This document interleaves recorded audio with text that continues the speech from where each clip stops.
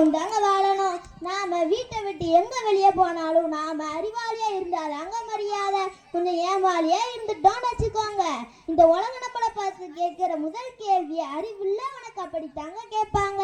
எங்கேயாவது எந்த இடத்துலயாவது அன்பில்ல உனக்கு அப்படின்னு கேட்கறத பார்த்துருக்கீங்களா? இல்லை கேட்டுதான் பார்த்துருக்கீங்களா? அதனால தான் சொல்றேன், அம்மா காட்டும் அன்பு வாழ்க்கையை நல்லவர்களாக வளர ஒருபோதும் உதவாது. ஒரு பையன் அம்மாவை ஈஸியா ஏமாத்திட்டு போய் சொல்லிட்டு போயிடுவான். அம்மா தானே, அதுக்கு ஒண்ணுமே தெரியாதுடா. இதே பேச்சு அப்பாட்ட பேச சொல்லுங்க, மௌனமா தலையை கீழே போட்டுட்டு அவர் கண்டிச்சாலும் அடிச்சாலும் பயப்படுவான். அவர்கிட்ட இந்த ஏமாத்துற வேலையே நடக்காது. நான் ஒரு சின்ன கதை சொல்றேன். அந்த கதை உங்க எல்லாருக்கும் நல்லா தெரிஞ்ச கதை தான். சிவனுக்கும் பார்வதிக்கும் நாரத முனிவர் மாங்கனியை கொண்டு வந்து தந்தாரு. நாரத முனிவர் சொன்னாரு, தாயே, இந்த பழம் மிகவும் அபூர்வமானது, இதை நான் சாப்பிடுவது நீங்கள் சாப்பிட்டால்தான் நல்லதுன்னு சொல்லிட்டு இருக்கும் போது அந்த நேரம் பார்த்து இவருடைய பிள்ளைகள் விநாயகர் முருகரும் அங்கு வர பழம் எனக்குத்தான் போட்டி போட்டாங்க. இதை பார்த்த பார்வதி ஆளுக்கு பாதி பாதியா எடுத்துக்கொள்ளுங்கன்னு சொல்லும் போது சிவன் அதை தடுத்து முழுசா சாப்பிட்டாதான் சிறப்புன்னு சொல்லி சிவன் ஒரு போட்டி அறிவிச்சாரு. அது என்ன போட்டி தெரியுமா? இந்த உலகத்தை யார் முதல்ல சுத்தி வராங்களோ அவங்களுக்கு தான் இந்த பழம் சொன்னாரு.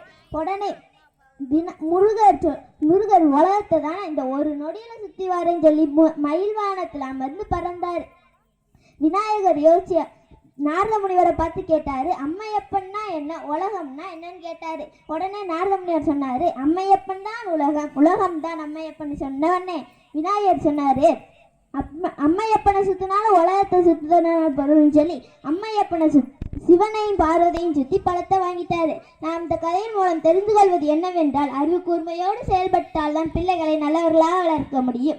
இத்தகைய அறிவை புகட்டும் தந்தையால் மட்டுமே பிள்ளைகளை நல்லவர்களாக வளர்க்க முடியும். அம்மானா சும்மா, அப்பானா தெம்பு, அப்பானா தைரியம், அப்பானா பாதுகாப்பு, அப்பானா தன்னம்பிக்கை என்று கூறி விடைபெறுகிறேன். நன்றி, வணக்கம். அப்பா பத்தி அருமையா பேசினாங்க. அடுத்த அம்மா பத்தி பேச வராங்க பவானி.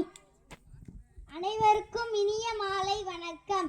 அம்மா என்றழைக்காத உயிர் இல்லையே, அம்மாவை வணங்காது உயர்வில்லையே, நேரில் நின்று பேசும் தெய்வம் பெற்ற தாயின்றி வேறொன்று ஏது, அம்மா என்றழைக்காத உயிர் இல்லையே, அம்மாவை வணங்காது உயர்வில்லையே என்ற தாயின் பெருமையை கூறும் பாடலோடு தொடங்குகின்றேன். அப்பா அடிச்ச அடி உடலில் ஆறாப்பும், ஆனால் அம்மாவின் அன்பு மனதிற்கு சுகமான பேரின்பம். ஒரு மகன் ஸ்கூல்ல நடந்த பரீட்சையில 100க்கு 30 மார்க் வாங்கிட்டு வீட்டுக்கு போனான். வீட்டுல போய் அப்பா கிட்ட போய் காமிச்சான். அப்பா சொன்னாரு, 30 மார்க்கா, சூப்பர், நானும் படிக்கல நீயும் படிக்கல, மாடு மேய்க்க தான் போவ, அடுத்த முறை முட்டை மார்க் வாங்கிட்டு வா, நம்ம குடும்பத்தோட சேர்ந்து பொறிச்சு சாப்பிடலாம்னு மகனுக்கு இன்னும் கொஞ்சம் கோவப்படுற மாதிரி பேசுவாரு. இதே மார்க்க அம்மா கிட்ட போய் காமிச்சா, என்னப்பா இது 30 மார்க் வாங்கிட்டு வந்திருக்க, நானும் உங்க அப்பாவும் தான் படிக்கல, நீயாவது நல்லா படிச்சு முன்னேறணும், நம்ம அக்கம் பக்கம் சொந்தம்னு இந்த பெருமையா பேசணும்னு கண்கலங்க சொல்வா.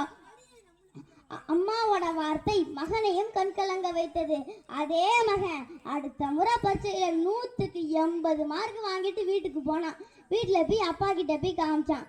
அப்பா சொன்னாரு, நீ தாண்டா என் புள்ள, அப்பாவோட அடிக்கு பயந்து அப்பா சொல்ற பேச்ச கேட்டு படிச்சுட்டே, வெரி குட் அப்படின்னாரு. அதுக்கு அவன் சொன்னா, உங்களோட அடிக்கு நான் படிக்கல, எங்க அம்மாவின் கண்ணீர் என்னை படிக்க வைத்தது, என் அம்மாவின் கண்ணீர் என்னை கலங்க வைத்தது, என் அம்மாவின் கண்ணீர் என்னை தட்டி எழுப்பியது என்றார். இந்த மார்க் எடுக்கிற அளவுக்கு என்ன மாற்றியது என் அம்மாவின் கண்ணீர். அந்த கண்ணீரில் என் உள்ளம் கரைந்தது. ஒரு கண்ணீரோடு கலந்த அன்புக்கு அப்பாவின் கண்டிப்பை விட சக்தி அதிகம். அதனால் தான் அந்த மகன் வெற்றி பெற்றான். அன்னையிடம் நீ அன்பை வாங்கலாம், தந்தையிடம் நீ அறிவை வாங்கலாம், அன்னையிடம் நீ அன்பை வாங்கலாம், தந்தையிடம் நீ அறிவை வாங்கலாம், இரண்டும் இருந்தால் பேரை வாங்கலாம், பேரை வாங்கினால் ஊரை வாங்கலாம், என்று பாடலாசிரியர் கவிஞர் இந்த வாலி இந்த பாட்டை எழுதினாரு. வாலிக்கிட்ட ஒருத்தர் கேட்டாரு, ஏன் பாட்டுல அம்மாவிடம் அறிவையும் அம்மாவிடம் அன்பையும் அப்பாவிடம் அறிவையும் வாங்கலாம்னு எழுதியிருக்கீங்க, அம்மாவுக்கு எப்போவுமே அறிவே கிடையாதா, அப்பா எப்போவுமே அன்பாவே இருக்க மாட்டாருன்னு கேட்டாரு. அதுக்கு வாலி சொன்னாரு பாருங்க, எனக்கு அப்படி ஒரு அன்பான அப்பனே கிடைக்கல, அதனால தான் அப்படி எழுதினேன்னு சொன்னாரு. இது வரைக்கும் எங்கள் அப்பா என்னை ஒரு தடவை கூட சாப்பிட்டியான்னு கேட்டதில்லை. எங்கள் அம்மா தான், ஏல சாப்பிட்டியா, பாட்டு எழுதிட்டு வந்திருக்கியே, எங்க அந்த பாட்டை காட்டுன்னு சொல்லுவாங்க. எங்கள் அப்பா சொல்வாரு, இவனை போய் பாட்டு எழுத கூப்பிட்டுருக்காங்க பாரு, அவனை முதல்ல உதைக்கணும். அம்மாவின் அன்பு பிள்ளைகளின் வளர்ச்சிக்கு உறுதுணையாய் இருக்கும். அப்பாவின் சொற்கள் முட்டுக்கட்டையாய் இருக்கும். பிள்ளைகளை நல்லவர்களாக வளர்ப்பதில் அம்மாதான் அம்மாதான் அம்மாதான் என்று கூறி விடைபெறுகிறேன். நன்றி, வணக்கம். அம்மாவை பத்தி அருமையா பேசினாங்க. அடுத்து அப்பாவை பத்தி பேச வராங்க முகேஷ். அனைவருக்கும் வணக்கம். அம்மா தான் பிள்ளையை வளர்ப்பதில் சிறந்தவர்கள். கஷ்டப்பட்டு பிள்ளைகளை வளர்க்கிறார்கள், அன்பும் பாசமும் காட்டி நல்வழிப்படுத்துகிறார்கள் என்று பேசினார்கள். உண்மைதாங்க. யாராவது யோசிச்சிங்களா? அப்பா மழையிலும் வெயிலிலும் தன் வேர்வை சிந்தி உழைக்கலனா குடும்பத்தை வழிநடத்த எப்படி காசு பணம் வரும்? அம்மா பிள்ளைகளின் தேவையை சொன்னதும் அப்பா அவர்களுடைய எதிர்கால வாழ்க்கைக்கும் சேர்த்துதான் திட்டமிட்டு உழைக்கிறார். அம்மா பிள்ளையை வயிற்றில் தான் சுமக்கிறார். அப்பா மனைவியை நெஞ்சில் சுமந்து பிள்ளைகளை தோளில் சுமந்து குடும்பத்தையே தலையில் சுமக்கும் தியாக செம்மல். கஷ்டம் வரும்போது வழி தெரியாமல் விழி பிதுங்கிய போதும் தான் கலங்கினால் குடும்பமே உடைந்து விடுமே என்று கல்லாய் நிற்பவர் தான் அப்பா. அப்பாவுக்கு அழ தெரியாது, அழுகிய கண்ணுக்குள்ளே மறைக்கத்தான் தெரியும். அப்பாவும் அன்புக்கு ஈடாகும் ஆகாசம், அப்பாவும் தியாகத்தை மிஞ்சிடுமா தாய் பாசம், ஓடும் ரத்தம் நாடி நரம்பெல்லாம் வாசம், வேர்வ துளிதான் நாம் படிக்கும் இதிகாசம். அப்பாவும் அன்பு